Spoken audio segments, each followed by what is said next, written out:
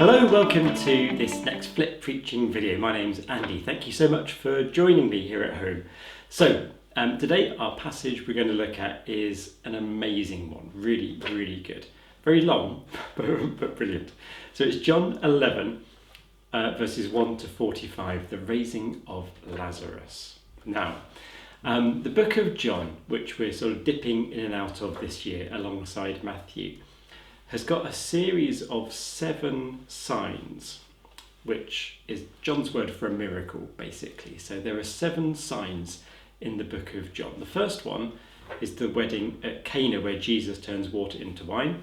And today, this is the 7th one, bringing Lazarus back to life. And just before we get going, one thing that I think is really fascinating is that there's a bit of a mirror here with the plagues in the Exodus story. I should have some kind of a bell that rings every time I talk about the Exodus, because it kind of comes in every week. But in the Exodus story, there were 7 plagues sent just before God liberated his people from captivity in Egypt. The first one of those was the water turned to blood. And in the first of the signs in the book of John, we get the water turning into wine. So kind of similar, but better. Much better. And the last of the 7 plagues back in Exodus was the death of the firstborn sons. And here, the 7th of the signs of Jesus in John, we don't have the death of a son, we have the rebirth of a son, the reawakening of someone coming back to life. So in a beautiful way, John has kind of taken that story of the 7 plagues and turned it around, because Jesus is doing a new thing. Jesus is the new Moses, setting people free once more from all that binds us, but on a global scale, and it's way better than it was back then. So the story, as we've said, is quite a long one. And there's quite a lot of travelling and people going to see people. But I want to focus on just a few things within this. The first one is the question of emotions, because Jesus's emotions are really front and centre in this story. And that's quite unusual, actually, for the book of John. In John, Jesus tends to be portrayed as a kind of, like a god-like figure, I suppose you'd say. I mean, he is God, so that kind of fits. But he's kind of unmoved by things. He kind of just goes around giving wisdom, telling the truth, unflappable would be one way of putting it. He's quite a serene character all through John's Gospel. But here, he's different. We get the emotion of the sisters, Mary and Martha, and Jesus kind of empathizes. Well, he does. He gets drawn into their sorrow. And we see that in things like verse 35, where it says that Jesus wept. In the version we've got here in the NRSV, Jesus began to weep. But apparently the word used there, the Greek word, kind of implied bursting into tears. Like it's a big outpouring of emotion. But there's one emotion which I think is fascinating within this. This is in it comes up twice actually. In verse 33, so he sees everybody mourning. He sees the Jewish people who have come from Jerusalem to support Martha and Mary. Incidentally, the Jewish people in this story, I mean, they're all Jewish, but the Jewish people in this story are quite good. They kind of help. There's the fear of them, but they're actually quite nice. They come alongside the family and they mourn with them. And it says Jesus was, how we put it in this is verse 33. Jesus was greatly disturbed in spirit and deeply moved. Greatly disturbed in spirit.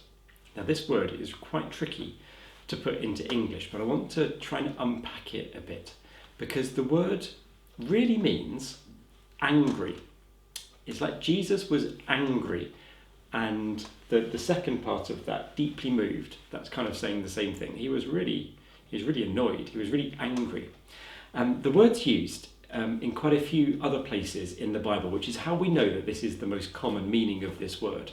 In Daniel, let me look it up, Daniel 11 verse 30, so it's an ancient prophetic picture, and it's translated as anger and fury even. In Mark's Gospel, Mark 14 verse 5, we get Jesus being really angry in that, but not Jesus, sorry. It's the passage where a lady broke this jar of ointment and poured it over Jesus' feet, and Judas was angry because the wealth could have been used for something better in his opinion. It's that sense of anger that something is wrong, this is not right. And in Mark 1:43 and Matthew 9:30, we see Jesus getting angry at people's hardship. So the word anger is kind of really what we're seeing here. So Jesus goes to the tomb, he sees the people mourning, and Jesus is angry. But it raises more questions than it answers that, because what was he angry about? The text doesn't really say, which is why a lot of Bible translators, I think, have probably dodged it a bit and just put, greatly disturbed. But he was angry, he was really furious. Now, what was he furious about? Here are the three options, and I'm going to tell you which I think my favourite one is, but you tell me what you think makes most sense. One is that he was possibly angry because the people had a lack of faith. He had sort of promised that Lazarus wouldn't die, and here they were mourning. So that's possible reaction number one, that the people are being over emotional about this. They haven't really bought into the truth, and Jesus is angry with them. Now, I'm not sure about that. I don't think that's the way God works. I think he's always understanding. Second option is that Jesus is angry because he's going to have to blow his cover, if you like.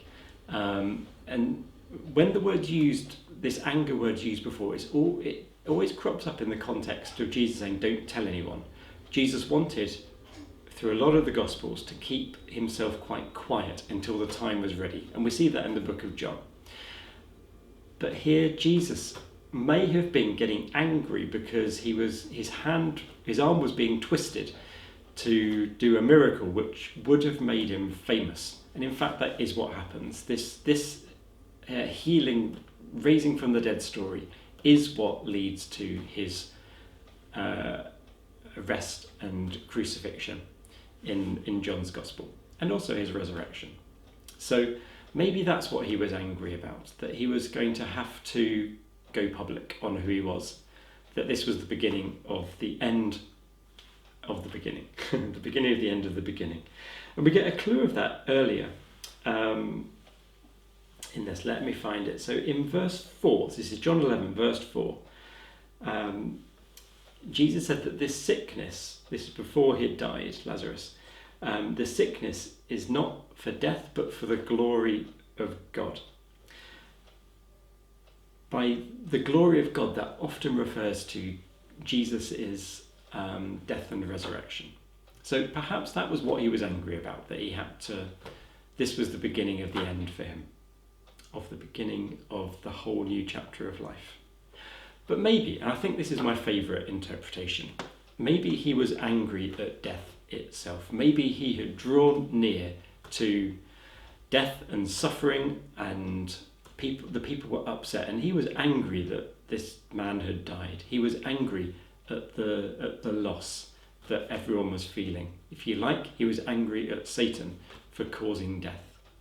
Jesus, throughout this passage, he comes in triumphant, saying, I am the resurrection and the life. Whoever believes in me will never die and will live into eternity. Jesus is coming in, facing up to death, and the resurrection of Lazarus is a precursor to his death and resurrection, where he defeats the power of death once and for all. So maybe he was getting angry at the sorrow that was that people were facing. He was angry that Lazarus had died. And today, where we are today, globally, perhaps that gives us permission to be angry about this coronavirus, to be angry about the chaos that it's causing and the hurt, because Jesus got angry when he faced his friend's death. So I've mentioned this briefly, but this story is in many ways a precursor to the Easter story. There are all kinds of echoes in this of the Easter story, particularly at the end. We have a tomb. We have someone in the tomb looked after by women. We have the stone in front of the tomb, but a difference. In this story, Jesus tells people to move the stone. In the resurrection story of Jesus, the stone is moved in a more special way. Lazarus comes out with his grave clothes wrapped around him, whereas Jesus, when he is raised from the dead, without giving the story away for a few weeks' time, the grave clothes are left folded on the, in the tomb. It's a different kind of thing. Jesus' resurrection was more foundationally changing than the one here. But nevertheless, this is a precursor to the story of Jesus' death and resurrection, and with that, the triumph of life over death, full stop. This is a promise that when we die, we don't die, we live forever. And this is therefore deeply, deeply good news on the broadest scale possible. So, I wonder what you make of this story. Which bits struck you as you went through and had a look and a listen? I wonder what you think. So I'd love to hear your thoughts. Okay, that's enough for now. See you next week. Thanks. Bye bye.